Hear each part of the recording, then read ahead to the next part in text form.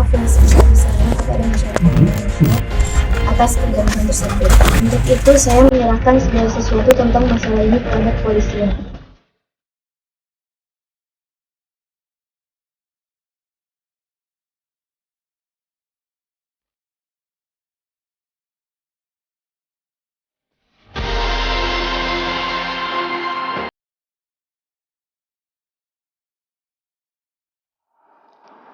Selamat malam, apa kabar Anda? Semoga sehat semua. Selama 1 jam ke depan, saya Balkis Manisang akan membahas apa yang sudah sedikit tadi Anda lihat di depan.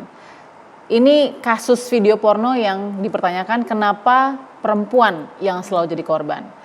Memang prihatin ya, karena memang kasus video porno yang diduga ini melibatkan artis Rebecca Klopper masih jadi bahan pembicaraan karena memang dia sudah melakukan pernyataan resmi di sebuah press conference yang kemudian kita juga lihat suasana juga cukup prihatin jadinya ya yang terasa, dan kita jadi bertanya juga begitu ya, kenapa harus ada mungkin permintaan maaf dari artis Rebecca begitu karena sudah menjadi korban, diduga menjadi korban dalam video dengan konten asusila tersebut. Saya akan membahasnya dengan narasumber yang terima kasih sudah menyempatkan Jumat malamnya nih untuk berbagi ilmu ya dan pengalaman tentu yang mudah-mudahan bermanfaat untuk pemirsa.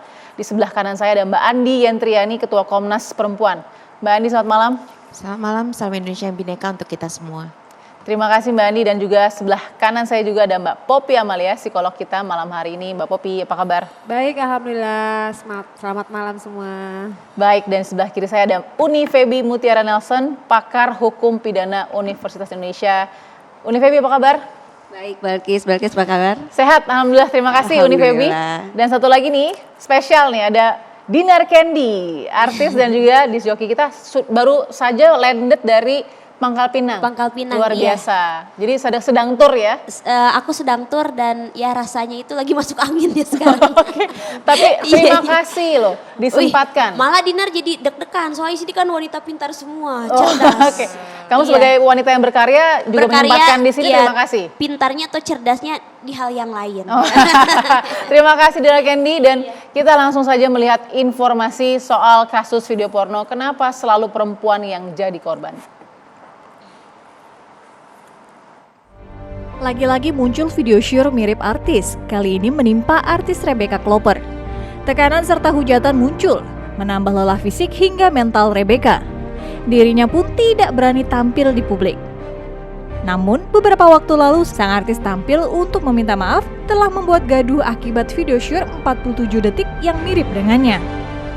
Masyarakat bingung, kenapa Rebecca harus meminta maaf? Padahal Rebecca juga sebagai korban. Rebecca pun berencana mendatangi Komnas Perempuan untuk meminta pendampingan. Dirinya juga telah melaporkan penyebar video tersebut. Kegaduhan akibat video syur seringkali terjadi. Namun, acap kali perempuan yang selalu menjadi korbannya.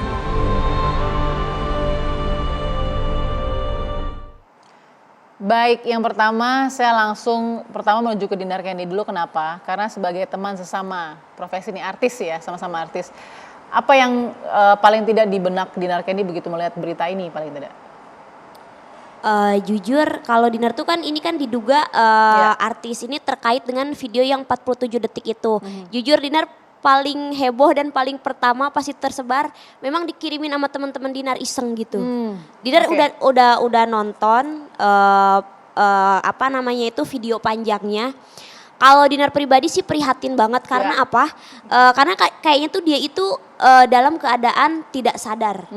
Tapi aku tidak tahu ya ini memang terkait dengan artis tersebut karena kan masih memang diduga masih diduga kan memang ada kemiripan gitu.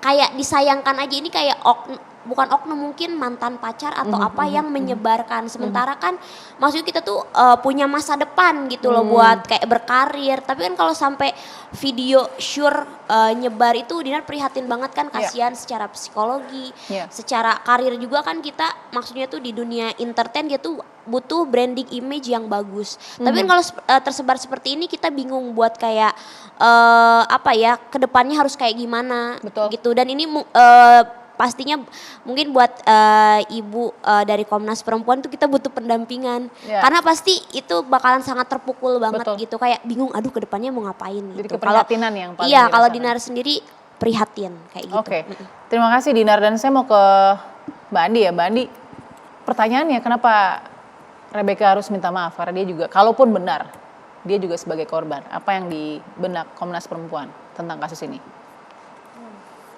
Yang pertama kita memang perlu melihat bahwa dalam konteks masyarakat Indonesia ya, perempuan itu dibebani sebagai simbol moral di dalam masyarakatnya. Karenanya kalau ada sebuah konten, sebuah muatan seksual, biasanya yang akan dikejar dan dihujat banyak tuh pihak perempuannya. Padahal kan bisa jadi berdua ataupun beramai-ramai atau yang lainnya ya. Dan seringkali masyarakat juga ataupun anggapan umumnya ya tidak lagi melihat konteks bagaimana muatan itu bisa sampai ada ataupun bisa sampai lepas di tengah masyarakat itu sendiri.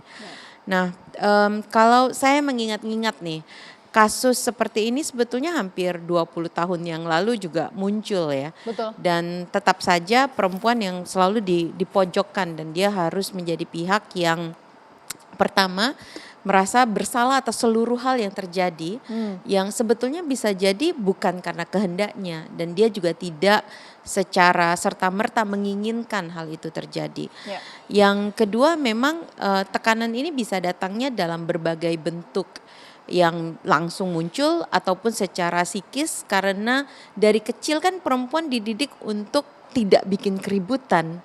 Kita itu dididik untuk betul-betul patuh sebetulnya dan kita dididik untuk menjadi standar moral itu sendiri gitu. Wow. Jadi di dalam situasi keterpurukan bahkan menjadi misalnya seseorang yang dinyatakan ataupun diduga terlibat dalam sebuah muatan seksual gitu, si perempuannya bisa jauh lebih menghakimi dirinya bahkan dibandingkan dengan secara nyata atau ada atau tidak penghakiman itu pada dirinya. Ya. Nah ini kasus yang berlaku untuk semua ya, jadi bukan satu persatu kasusnya. Ya. Dan ini yang sebetulnya kadang-kadang membuat perempuan kehilangan kemampuan untuk melaporkan kasusnya. Karena dia udah merasa bersalah duluan gitu.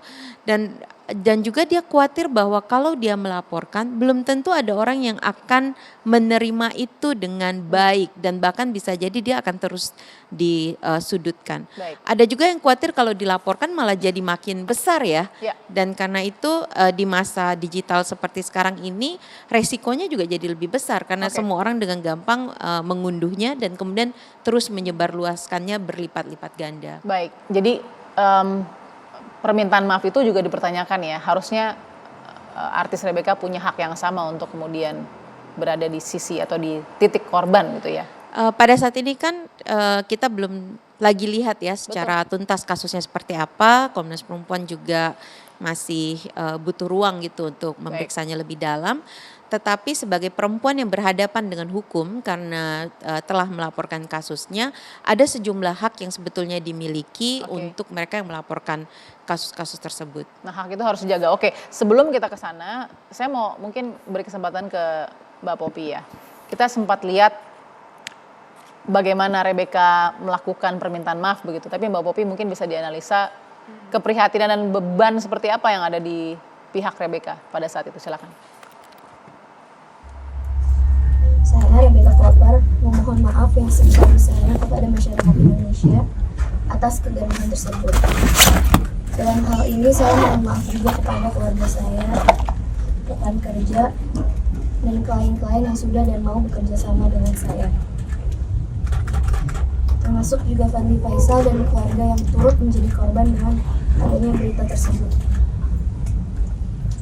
Permasalahan ini sudah saya laporkan kepada polisi di Barreskrim pada hari Senin tanggal 22 Mei 2023 untuk memperoleh penanganannya.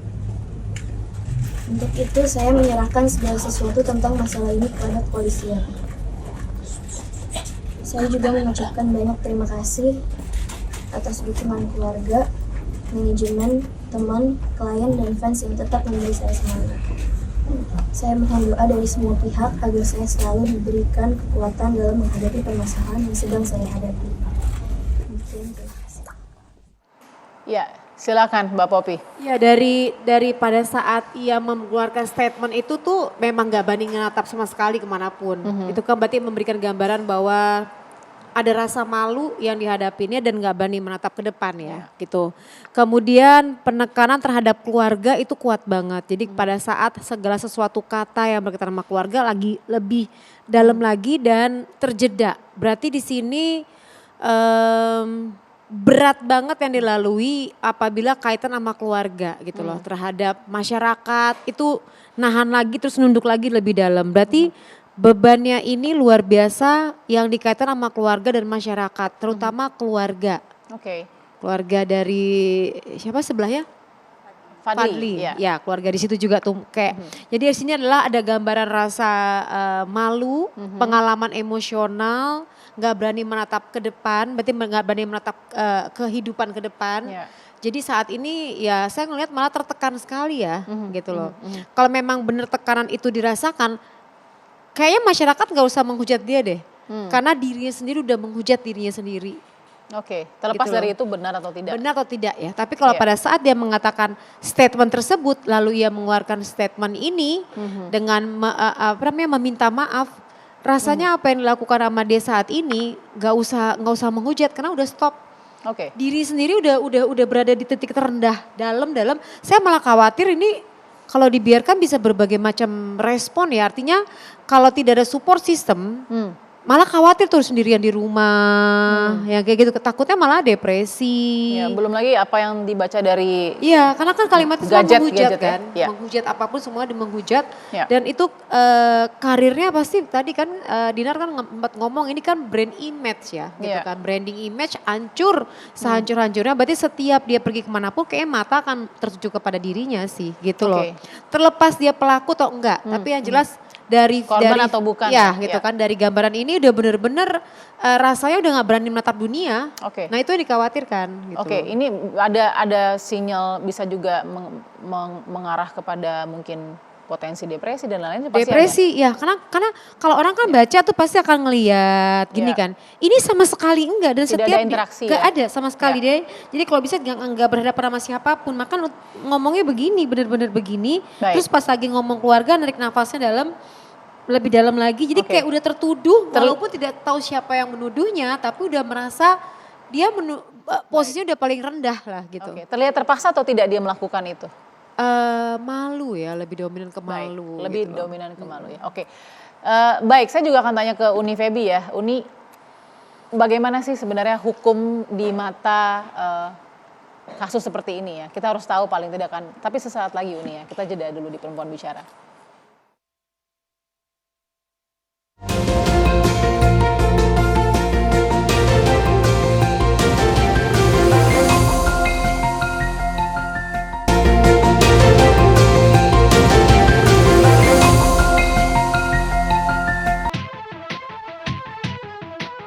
Sejumlah artis pernah terjerat kasus video syur yang beredar di media.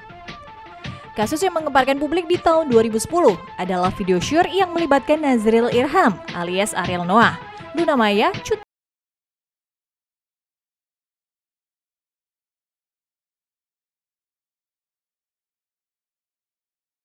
Gabriela Larasati, salah satu artis sinetron, mengalami aksi pemerasan dan pengancaman sebelum akhirnya video syurnya disebarluaskan di media sosial.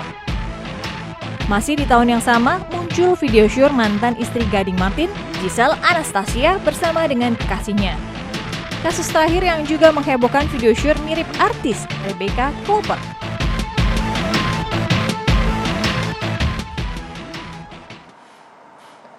Itu dia beberapa kasus ya soal konten asusila yang kemudian berjalan atau diteruskan ke meja hijau atau hukum. Saya mau ke Uni Febi untuk melihat bagaimana perbandingan antara perlindungan hukum dan penegakan hukum terhadap kasus konten asusila yang tersebar. Silakan Uni. Baik, terima kasih. Ya. Kalau kita lihat terhadap kasus yang baru saja kita tonton, ada beberapa kasus yang terkait dengan konten asusila. Ya. Kalau kita kaitkan dengan penegakan hukum dan perlindungan hukum, ini ada beberapa pasal dan beberapa undang-undang yang bisa terkait dengan kasus yang seperti ini. Yang pertama adalah terkait dengan Undang-Undang ITE. Undang-Undang ITE itu di pasal 27 itu menyatakan bahwa barang siapa dengan sengaja dan tanpa hak mendistribusikan, mentransmisikan, dan membuat orang dapat mengunduh atau dapat mengetahui informasi elektronik atau data elektronik yang mengandung unsur asusila.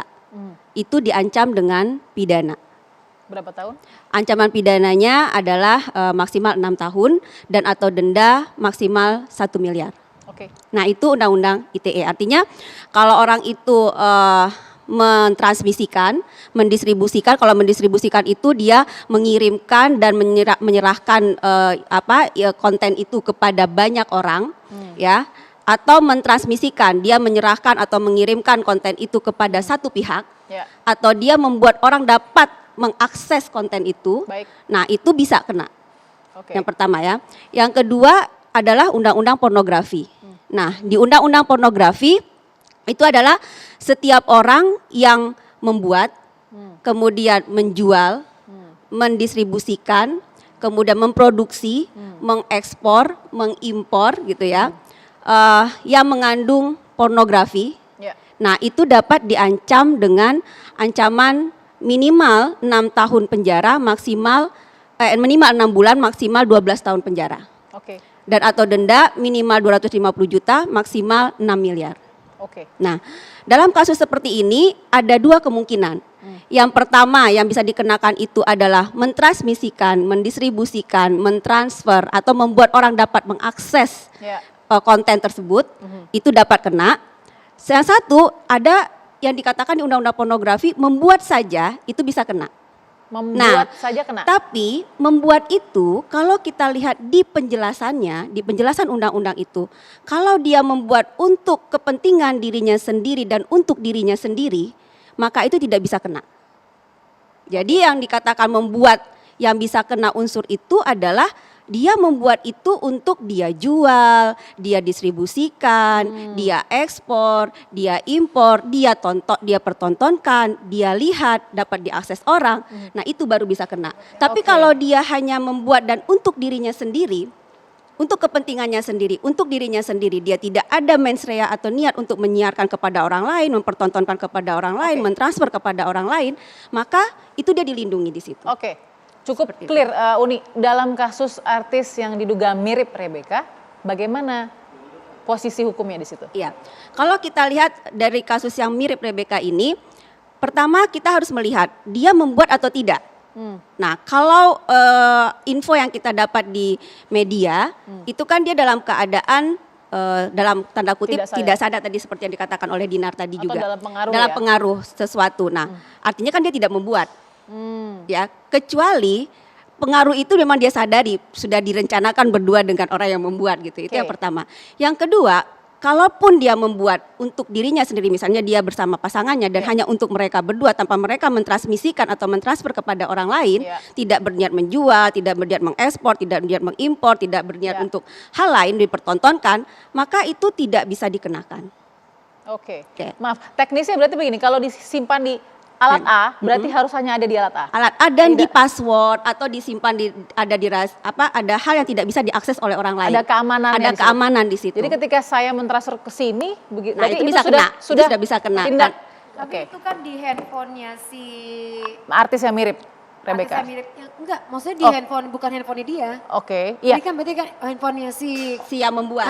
Iya. Si yang membuat. karena kan? dia sendiri nggak megang data itu. Iya. Itu artinya kalau dia yang membuat kan tadi bisa masuk dia membuat tapi untuk kepentingannya sendiri itu dalam arti dia berdua kan tokohnya ya.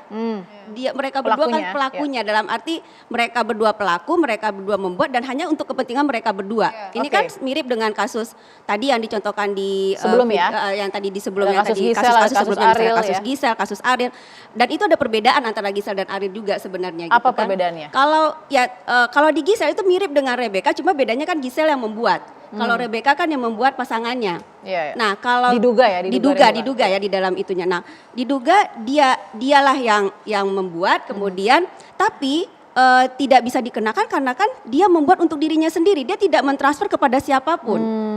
Nah, kalau seandainya itu sekarang menjadi ranah penyidikan, itu kan yang lagi dilihat apakah dia mentransfer atau tidak kepada orang lain, apakah dia ada niat untuk mempertontonkan kepada orang lain, apakah dia ada niat untuk memperlihatkan dan kepada orang lain. Nah, kan itu yang menjadi catatannya. Di gitu. kasus Ariel nah, sementara di kasus Ariel kalau kita baca di putusannya kan kita sudah bisa akses ya di putusannya. Ya. Kenapa berbeda?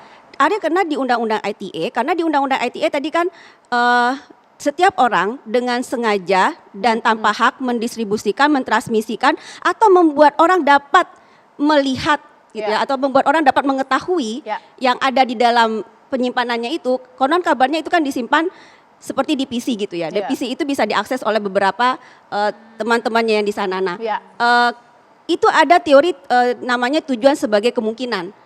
Dengan itu disimpan di situ, tidak di password, bisa diakses oleh orang banyak, maka ada kemungkinan tujuannya dia akan memperlihatkan itu kepada orang lain. Ada potensi unsur ada kesengajaan. potensi unsur kesengajaan di situ. Jadi itu perbedaan antara kasus A, kasus B dengan kasus C. Wow, penting sekali dan sangat berlayer. Oke, Dinar ini mendengar seberapa rapuhnya begitu ya posisi perempuan dalam yang namanya konten pribadi, apalagi tadi yang mengandung unsur mungkin asusila begitu ya.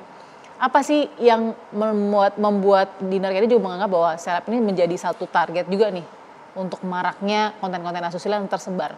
Pernah juga nggak kemudian punya pengalaman seperti itu? Silakan kalau mau dibagi, kalau tidak apa-apa. Kalau Dinar tuh sebenarnya bukan ke video ya, pengalaman Dinar itu foto. Jadi foto Dinar tuh diambil ketika Dinar lagi tidur dan itu Dinar memang kayak bawahnya itu kayak si selimut tuh kebuka gitu dan tidak memakai apa-apa. Jadi dia diambil dan sampai saat ini itu tuh dipakai bahan buat ngancem Dinar. Sampai saat ini. Seperti apa ancamannya kalau boleh tahu? Kayak misalkan nih Dinar misalkan kelihatan jobnya lancar atau kelihatan Dinar tuh ada kemajuan. Dia itu nge-WA pakai nomor lain karena kan nomornya sudah diblok. Dia nge-WA kayak dijadiin ancaman kayak oh kamu sekarang udah kayak gini ya. Sukses, aku sebarin ya. Sebenarnya itu tuh dia tuh udah aku pernah laporin di 2018. Udah dan kita udah ketemu, udah hapus ternyata dia tuh masih kayak nyimpen. Kita udah ketemu tapi dia kayak nakal gitu ngopi lagi. Terus sampai saat ini dia itu dijadiin bahan ancaman. Kayaknya baru bulan kemarin dia ngancem lagi. Wow, ini sampai saat ini masih? Sampai saat ini. Loh, yang laporan ke polisi? Ada yang mau bertanya? Kalau di polisi bayar nggak? Kasih uang nggak? Bayar lagi nih, kayak Dinar bayar. Silakan nih, senyamannya Dinar. Iya ada. Tuh kan dia bayar. Berarti korban. Nih Dinar jadi korban di sini. ATM-nya. Tapi dia itu kayak gini, dia itu karena orang luar. Ya. Jadi dia tuh pernah bermasalah sama Dinar terus deportasi. Tapi si apa namanya si pelaku ini, si foto ini tuh tetap ada. Jadi dia tuh pernah diupload ke sosial media. Untungnya tuh nggak booming kemana-mana. Aku langsung kayak ngubungin. Tapi ya dia dengan minta uang. Makanya ATM-nya. Dijadiin ATM. Dan kejadian juga kasus ada salah satu itu tetangga aku. Jadi dia kayak butuh uang. Kalau dia tuh ini beda kasus ya. Dia butuh uang terus ada cowok mengiming-imingi nanti aku nikahin kamu ya. Tapi kamu kirimin dong video kamu lagi gitu. Maksudnya tuh nggak berpakaian.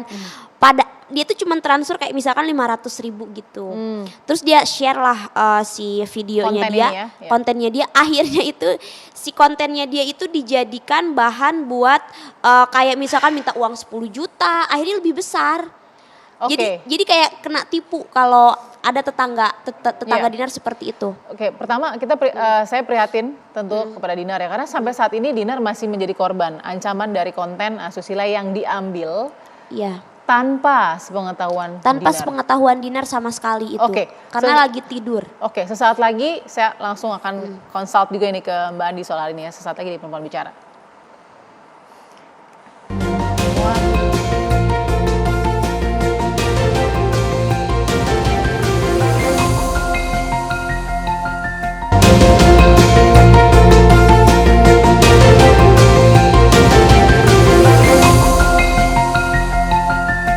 Kasian juga ya, sebenarnya kan dia bukan yang nyebarin ya, bukan dia sengaja untuk menyebarkan konten tersebut, tapi dia kayak ada orang lain yang ternyata punya videonya, menyebarkan video tersebut. Jadi kayak itu suatu privacy yang diumbar-umbar ke orang-orang. Menurut aku kita sebagai perempuan juga harusnya lebih hati-hati milih teman, milih pasangan. Sedih sih ngelihat dia kemarin sampai minta maaf hadapan pers dan segala macam karena posisinya dia sebenarnya adalah korban gitu, dan udah jelas banget dari penyebaran video terus dari apa yang dia kasih keterangan ke polisi kalau dia emang korban revenge porn gitu. Menurut aku kenapa perempuan masih bisa jadi korban, karena justru perempuannya sendiri juga masih kurang aware dan justru malah yang menjatuhkan satu sama lain. Dan sanksi sosial yang dikasih ke laki-laki pun timpang banget sama yang didapatkan sama si artis itu.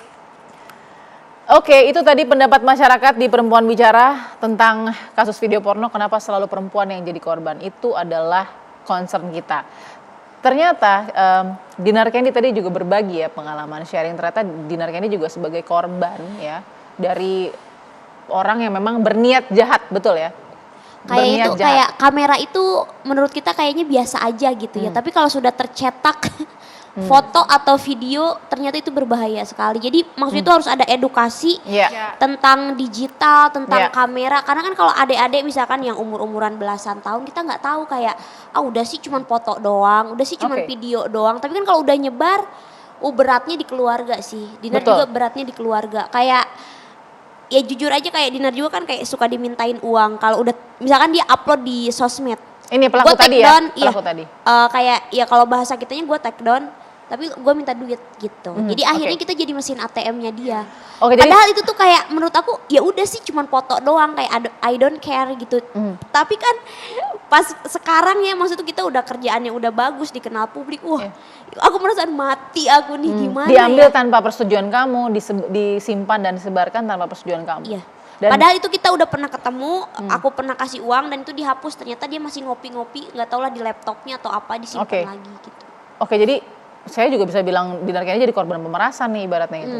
Sudah berapa banyak habis untuk si pelaku pemeras ini, konten asusila ini? Mungkin dia tuh kayak lagi nggak ada duit, baru kayak ngancem tiba-tiba datang. Atau kalau dia tuh kebakaran jenggotnya tuh kalau Dinar ada pasangan, atau kalau nggak kerjaan aku tuh banyak, atau lagi naik daun banget kelihatan. Dia langsung tiba-tiba ada nomor baru, karena kan aku udah blok nomornya dia. Nomor baru kayak langsung aku sebarin nih gitu. Dan itu Dinar langsung otomatis pasti ketar-ketir lah, udah pasti ketar-ketir kayak bukan apa-apa ya, kayak aku tuh mikirin keluarga aku sih itu. Karena kan maksud tuh aku memang suka berpakaian seksi tapi tidak maksud tuh tidak sebablas itu yang bakal disebarkan. Kamu masih menjaga dia. Bagaimana konten itu dibuat untuk disebarkan ke publik tuh masih kamu. Mungkin kalau dianya tinggal di Indo aku bisa proses, cuman kan dia udah di luar gitu. Baik, dalam kasus Dinar Candy, Mbak Andi apa yang bisa dilakukan oleh Dinar Candy misalnya contoh? Menurut saya laporkan saja, dipastikan kalau nanti ada pemerasan berikutnya ya dilaporkan gitu sebagai kasus pemerasan. Dan kalau tadi ya muatannya sebetulnya tidak diinginkan, tidak diketahui dan kemudian digunakan untuk pemerasan, sebetulnya dia bisa menjadi bagian dari yang kita sebut dengan kekerasan seksual berbasis elektronik yang diatur di dalam Undang-Undang Tindak Pidana Kekerasan Seksual yang baru saja disahkan tahun 2022. Nah, sebetulnya ada celah memang harus diperbaiki. Kita tahu tadi Mbak Uni juga sudah menyampaikan ini ada Undang-Undang ITE yang saat ini sedang direvisi di parlemen. Kita perlu memastikan bahwa revisi ini juga menyerap pengalaman-pengalaman terburuk dari korban yang menjadi orang yang paling dirugikan akibat penyebarluasan materi dari yang tidak dia kehendaki.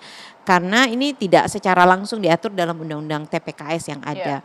Tetapi untuk kasus-kasus di mana penyebarluasan tadi yang mungkin kontennya tadinya awalnya personal tapi kemudian disebarluaskan tanpa persetujuan gitu.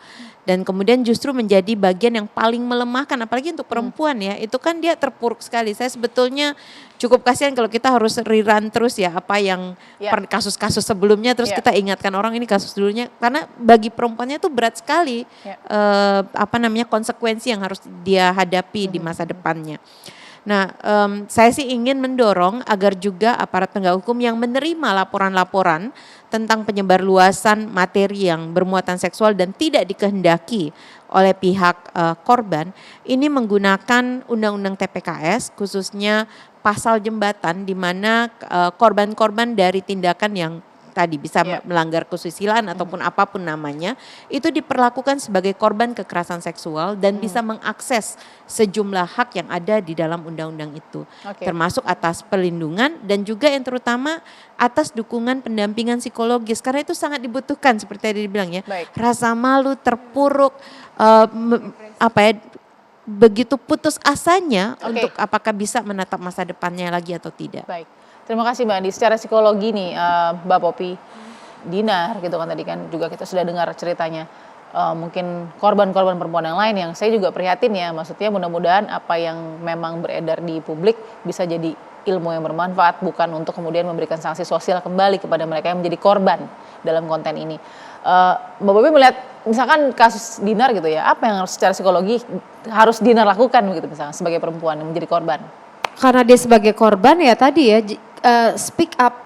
Dinar nggak bisa dia tuh nahan karena dia tadi ini sampai kapan? Berarti kan seterusnya. Ya.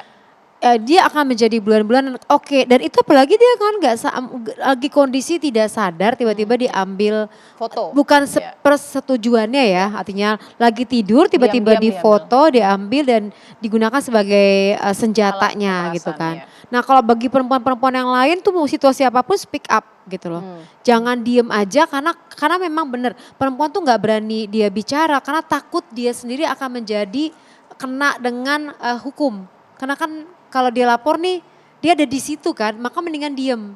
Nah akhirnya kalau diem itu dia digunakan sama si baik itu cowoknya, misalnya dia lagi pacaran ya, misalnya Ya. baik itu orang lain, akhirnya dia jadi bulan-bulanan.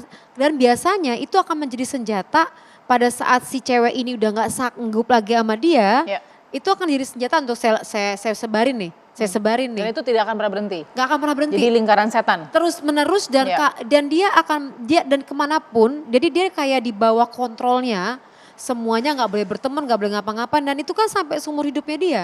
Kalau orangnya itu biasanya orang yang seperti itu posesif itu dia pasti cenderung melakukan kekerasan. Nah kalau sampai dia melakukan kekerasan seperti itu berarti pada saat pacaran dia diintimidasi, Baik. kemudian sebaiknya laporkan, nggak bisa didiamin lagi. Tapi Nah, tadi kan kesulitannya karena sudah beda negara ya. ya, kemudian yang kedua adalah support system yang penting. Nah, di keluarga pada saat tahu bahwa kondisi ini jangan anaknya dimarahin tuh apa, justru dirangkul untuk mencarikan solusinya gitu loh. Ya. Kalau enggak anak ini lebih bagus dia nggak boleh orang tuanya tahu. Nah, efeknya banyak kasus yang terjadi yang aku pelajarin itu sampai nggak tahu solusi apa, pengen bunuh diri berkali-kali. Oke. Jadi sampai depresinya tuh pengen banget untuk mengakhiri hidup karena malu, takut sama keluarganya, nggak sanggup tekanan sama ini orang, terus-terusan minta dan lain-lain gitu kan. Oke. Di bawah kontrol, akhirnya dia pengen bunuh diri itu dan kasusnya banyak yang seperti itu. Baik, ada 800 lebih ya, Ya. sepanjang tahun ini. Tadi catatan dari Komnas Perempuan, korban kekerasan berbasis digital. Ini menjadi angka yang sangat penting kita harus bahas juga. Uni seperti ada PR baru setelah ini harus gimana nih secara hukum gitu ya. Artis yang mirip Rebecca, Dinar Kendi menghadapi situasi ini sebagai korban. Sesaat lagi di Perempuan Bicara.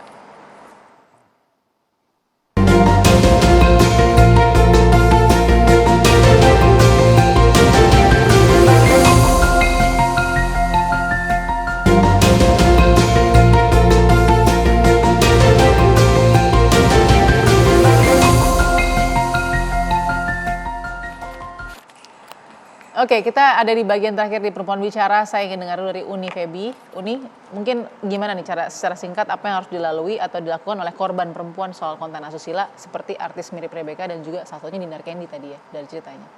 Iya, yang pertama tentu perempuan tadi ya harus berhati-hati dalam memilih pasangan. Oke. Itu yang pertama.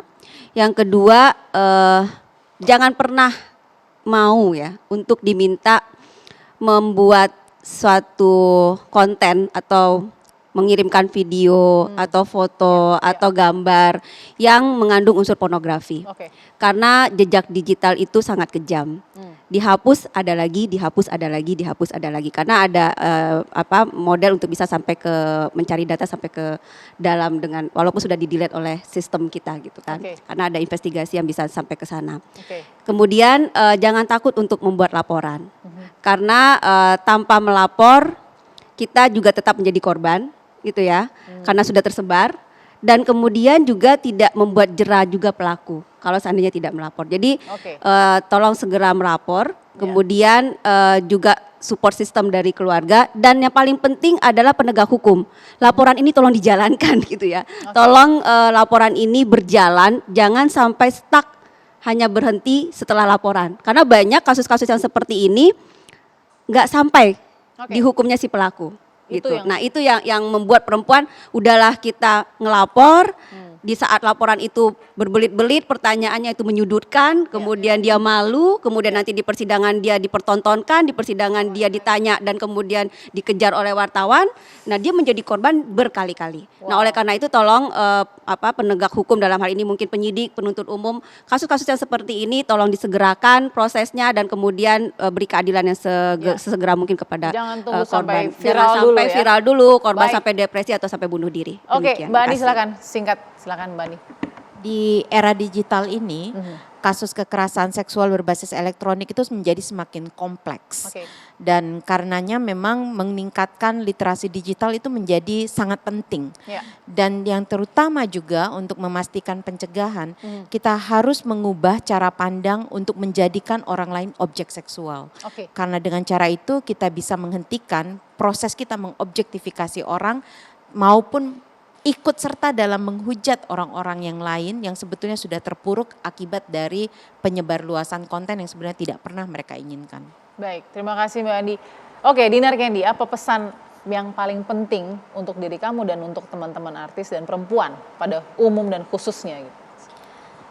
Buat teman-teman perempuan ya Dinar tuh buat kalian semua kita harus berhati-hati dalam menggunakan kamera ataupun dalam menggunakan digital karena ternyata yang menurut kita sepele ternyata itu bisa menjadi bumerang di suatu saat nanti kayak gitu. Jadi kita harus dari sekarang benar-benar harus berhati-hati dengan kamera handphone yang kita pegang itu jangan kalian kayak udahlah nggak apa-apa cuman video doang, cuman foto doang nggak apa-apa. Ternyata kan misalkan hilang handphone kita ada video kita yang ya maaf yang misalkan tidak berpakaian atau seperti apa tersebar luas. Oke. Itu bakal menjadi bumerang di suatu saat nanti. Pokoknya kita harus menggunakan kamera handphone kita sebaik-baiknya. Karena kan kamera handphone ini selalu bersama kita kemanapun. Atau mungkin kita kadang-kadang iseng. Iseng bersama teman-teman atau bersama mungkin ada pasangan. Membuat konten iseng ya? bikin konten. Bukan konten sih kayak misalkan ya pengen Memori aja saja, mengabadikan memori saja ya, misalkan. mau Pengen di aja mengabadikan. Lebih baik jangan deh kalau buat sekarang. Baik. Ternyata memang itu sangat berbahaya. Ya. Oke, pesan yang baik sekali dan bijak sekali yang mudah-mudahan didengarkan oleh teman-teman perempuan yang sedang membutuhkan. Silakan Mbak Popi. Kalau saya Terakhir. lebih ke arah psikologisnya. Jadi apabila ada korban yang benar-benar kejadian berada di posisi saat ini ya, contohnya kayak Rebecca dan lain-lain lah teman-teman tadi sampaikan, itu bukan jangan dihujat gitu loh. Artinya saya menghimbau masyarakat jangan dihujat. Ini gara-gara dia sendiri seperti ini maka kejadian seperti ini. Posisinya itu kan kita harus ngelihat dia jadi korban. Ya. Kalau korban kayak gitu tadi yang pernah saya sampaikan nggak usah dari analisa ekspresinya juga dari semua yang saya pelajarin juga nggak usah kamu menghujat dia sendiri udah menghujat dirinya. Ya. Kalau kita semua misal netizen pada nge-push ini mau dibawa kemana bisa mengakhiri hidup kita harus bertanggung jawab terhadap hal tersebut makanya saran saya jangan menghujat dan kalau bisa sih disupport artinya supaya ada perubahan dalam sikap perilaku dan ia bisa lebih baik dalam kehidupan ke depan gitu. Terima kasih Mbak Popi, kita doakan tidak ada lagi kekerasan berbasis digital bertambah angkanya yang seperti tadi 800 lebih ini sangat memprihatinkan. Terima kasih juga Mbak Andi, kita tetap menjaga bagaimana Komnas Perempuan tetap ada di sekeliling perempuan nih. Walaupun saya tahu sangat terbatas juga ini kekuatannya, tapi sangat bersuara dan didengarkan tentunya. Terima kasih juga Unifebi, ilmu hukumnya dan Dinar sudah berbagi dengan luar biasa sharing pengalaman yang mungkin tidak mudah semua orang speak up seperti Dinar Candy tadi. Semangatnya juga terima kasih. Sehat sukses untuk turnya